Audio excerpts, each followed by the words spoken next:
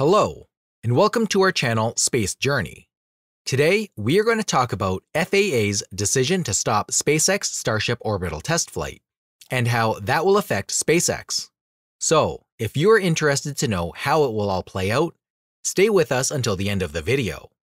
At the beginning, please support us with subscribing to our channel and liking this video so we can continue researching for you.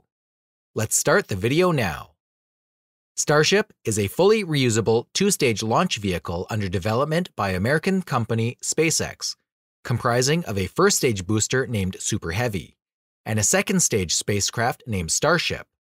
The launch vehicle is expected to be the tallest, heaviest, and most powerful rocket in the world, capable of producing 72 meganewtons, or 17 million pound-force of thrust at liftoff, more than twice that of a Saturn V rocket. Starship can launch 100-ton, or 220,000 pounds, to low Earth orbit, and with the same capacity to higher Earth orbits, the Moon, or Mars via transferring propellant in orbit. To accommodate Starship's features, a non-traditional launch complex would be used, including a launch tower that can lift and recover both stages. Both stages will be powered by Raptor engines and constructed out of stainless steel. Because of this rocket beast, the whole world is looking forward to its orbital flight. All of the craft's preparations appear to be complete. However, the Federal Aviation Administration must approve a launch test before it can take place.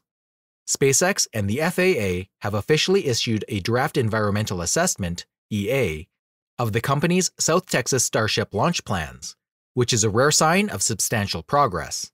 However, because of the FAA's glacial pace, SpaceX's orbital Starship launch debut might be put back until 2022. What is the reason for the delay? And more importantly, what will SpaceX have to accomplish in the near future? Let's start with a definition of what this draft environmental assessment means for SpaceX. The process of obtaining authorization to launch Starship and its Super Heavy booster out of the marshes of the South Texas coast, which will be the largest and most powerful rocket in spaceflight history once orbital launches begin, was never going to be simple. The Boca Chica site, which SpaceX eventually chose for its first private launch facilities, originally intended for Falcon 9 and Falcon Heavy, but later dedicated to BFR, now Starship, is surrounded by sensitive coastal habitats populated by several threatened or endangered species, and is only a few miles as the crow flies from the city, where their temporary population oscillates from a flurry to a flurry. The draft's reception and analysis, as well as its timing, have been divided. On the one hand, SpaceX's draft environmental assessment, which was conducted with FAA approval and assistance from the U.S. Fish and Wildlife Service, USFWS, provides a number of grounds for confidence. SpaceX has undertaken what is called a programmatic environmental assessment, as an indication that the firm is taking a realistic approach to the anticipated environmental review and launch license approval barriers that face orbital South Texas Starship flights, PEA.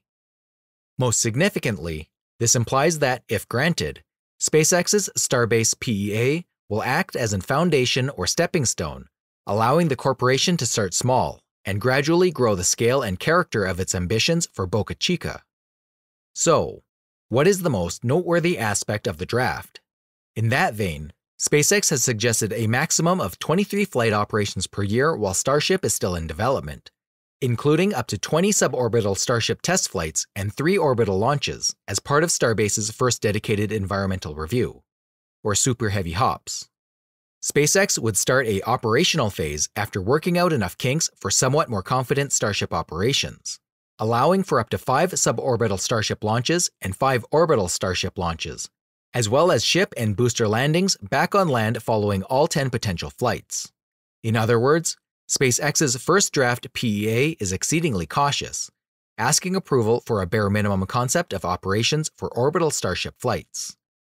A PEA and subsequent launch license accepted as is would likely allow SpaceX just enough slack to execute basic Earth orbit launches and no more than 1 or 2 orbital refilling tests per year, with a maximum of 3 to 5 orbital flights per year. A 5-launch limit, for example, would almost completely preclude SpaceX from sending Starships to Mars, the Moon, or maybe even high-energy Earth orbits without using up all of its yearly launch allotments on a single trip. Aside from that, a massive launch tower will support these orbital missions.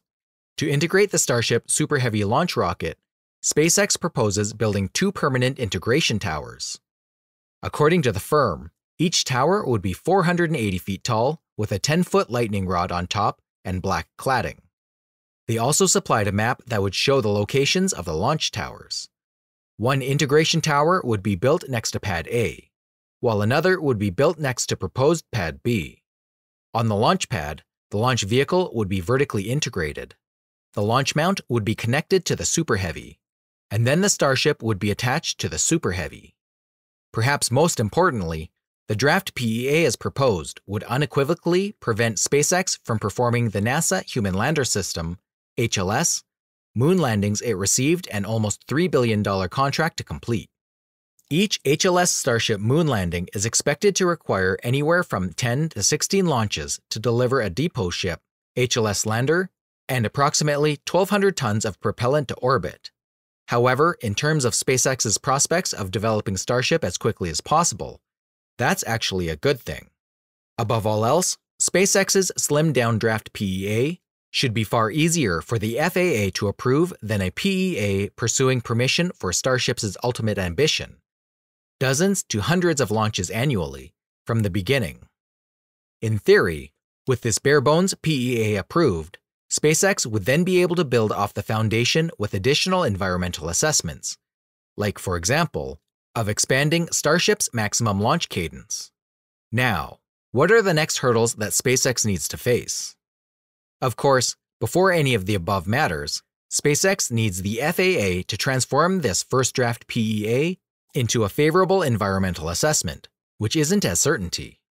SpaceX looks to have a good chance of getting a Finding of No Significant Effect, FONSI, or Mitigated FONSI conclusion based on the substance of the draft itself and accompanying appendices. However, SpaceX began the process of developing that draft in mid-2020, with the FAA announcing it in November 2020. The inference is that the FAA dragged out a draft release process that should have lasted 3 to 4 months into a grueling 10 to 15-month experience, according to some estimates.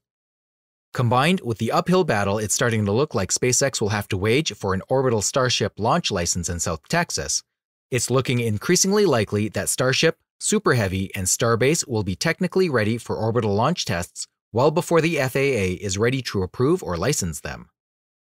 Barring delays, the public now has until mid-October to read and comment on SpaceX's draft PEA, after which the FAA and SpaceX will review those comments and hopefully turn the draft into a completed review.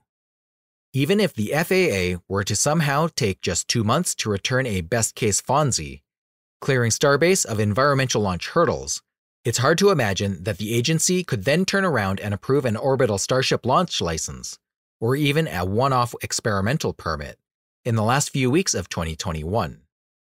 Elon Musk, the creator of SpaceX, recently called for assistance on Twitter after the FAA posted the draft paper. Musk said, "Please add your voice to the public comments. Support is greatly appreciated. Humanity's future on the Moon, Mars, and beyond depends on it. Thanks, Elon." So can a miracle happen this year?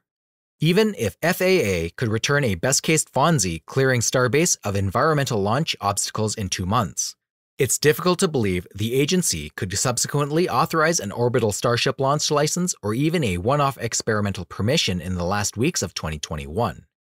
In the end, nothing short of a small miracle will be enough to keep the FAA's environmental assessment and license hurdles from postponing Starship's orbital launch debut. There's a chance that Starship, Super Heavy, and Starbase's orbital launch site won't be ready for orbital launches by the end of the year. But it's becoming increasingly impossible to believe that all 3 won't be proof-tested, qualified, and ready to go in the next month or 2. We'll have to wait and watch how the cards fall for the time being. And that concludes today's episode. As always, thank you for watching this video. Don't forget to support us by subscribing and liking this video. We will do our best to make more videos for you, with fascinating and interesting happenings in our universe. But for now, that's it. See you soon.